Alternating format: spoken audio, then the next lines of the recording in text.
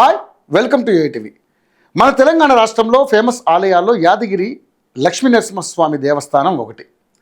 ఆలయానికి Yadagirigutta temple development board ఏర్పాటు చేయాలని భావించిన ప్రభుత్వం మార్చి 18న అసెంబ్లీలో బిల్లును ప్రవేశపెట్టగా సభ ఏకగ్రీవంగా ఆమోదం తెలిపింది.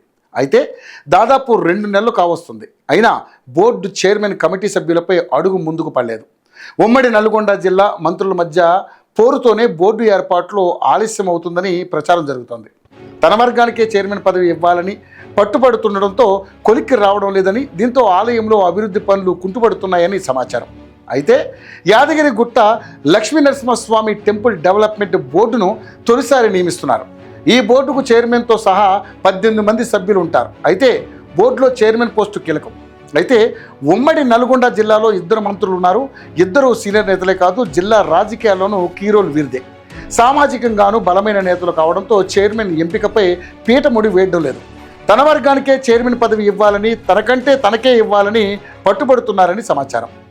ఎవరికి ఇచ్చినా కొత్త సమస్య వస్తుందని ప్రభుత్వం సైతం భావిస్తున్నట్లుగా తెలుస్తోంది. జిల్లాలో కాంగ్రెస్ పార్టీ కంచుకోటగా ఉంది. అయితే ఇద్దరిలో ఎవరిని కాదన్నా పార్టీకి సైతం నష్టం జరుగుతుందని మిన్నకుండిపోయినట్లుగా ప్రచారం జరుగుతుంది. బోర్డు ఏర్పాటుకు అడ్డంకులన్నీ తొలగినా చైర్మన్ నియామకం ప్రభుత్వానికి పెద్ద తలనొప్పిగా మారింది. ఈ పదవికి ఎవరిని ఎంపిక చేస్తే బాగుంటుందనే దానిపై మల్లగులాలు పడుతున్నారు. ఇక వీరిద్దరి మధ్య కోల్డ్ వార్ జరుగుతుండడంతో ఎవరు కూడా జోక్యం చేసుకోవడానికి సాహసించడం లేదు. మాస్టర్ మైండ్స్ కామర్స్ చదవాలనుకునే 10th ఇంటర్ విద్యార్థుల తొలి ఎంపిక. ఇద్దరిని సమన్వయం చేసేందుకు ఒకరిద్దరు పార్టీ నేతలు ప్రయత్నాలు చేస్తున్నా వెనక్కి తగ్గకపోవడం హాట్ టాపిక్గా మారింది.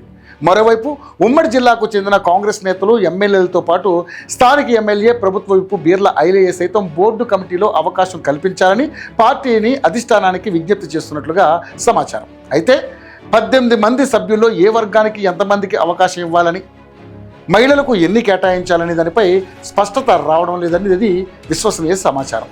జిల్లా మంత్రుల మధ్య సమన్వయ లోపంతోనే వైటీడీకి ముందడుగు పడడం లేదని పలువురు అభిప్రాయపడుతున్నారు.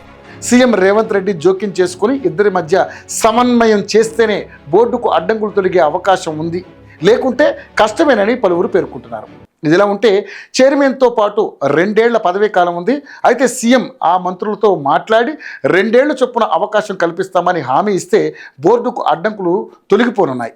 ఇదిలా ఉంటే ఇతర జిల్లా మంత్రులు సైతం బోర్డులో స్థానం కోసం పట్టుబడుతున్నట్లుగా విశ్వసనీయ సమాచారం. ఏపీ ప్రభుత్వం టీటీడీకి అవకాశం కల్పిస్తున్నట్లుగా ఇతర జిల్లాకు సైతం బోర్డులో ప్రాతినిధ్యం కల్పించాలని ప్రభుత్వానికి విజ్ఞప్తి చేయడంతో పాటు ఒత్తిడి తెస్తున్నట్టుగా సమాచారం. యాదగిరిగుట్ట పాలక మండలిని 2009 వరకు మాత్రమే ఏర్పాటు చేశారు.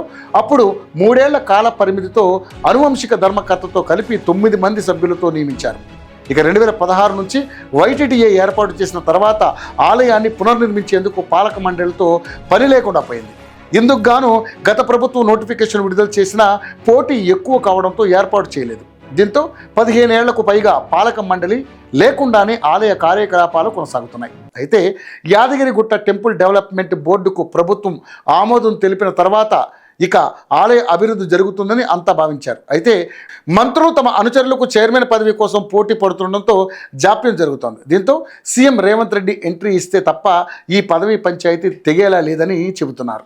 మాస్టర్ మైండ్స్ కామర్స్ చదవాలనుకునే 10th ఇంటర్ విద్యార్థుల తొలి ఎంపిక.